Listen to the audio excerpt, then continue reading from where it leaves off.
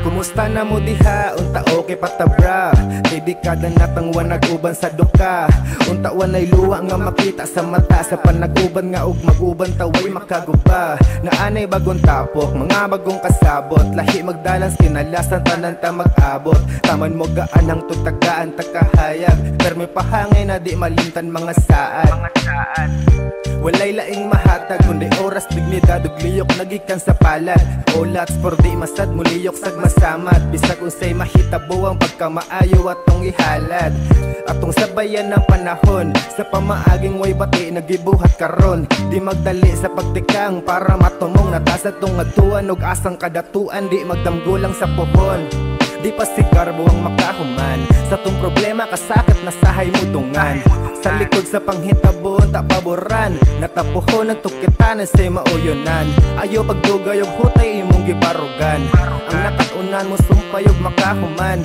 Pero nganong dugan pandughan og handuman. Unta kahayag na lang perme di nadaguman. Katawa nga dalang mga luha sa mata. Samot nag-istoryahan natong kaage.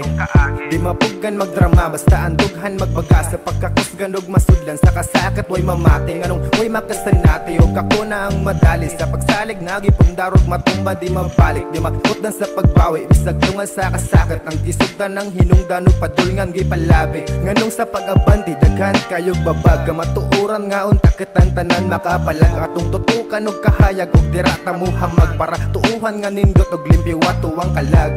Way makapugong pahunong sa kong paglakaw. Kay bisag uromon sa akong damguli kabaraw. Para di sa magbarkada nga way makalabaw. Nakauban sa drama katawa hangtod sa babaw. Di pa sigar buwang makahuman sa tong problema kasakit na sahay mutungan. Sa likod sa panghitabon ta paboran natapuhon ang tukitanan say mauyonan. Ayo pagdugay og hutay imong giparugan. Ang nakatunan mo sumpay og makahuman. Pero nganong dugan pandughan og handuman. Unta kahayag na lang perme di nadaguman.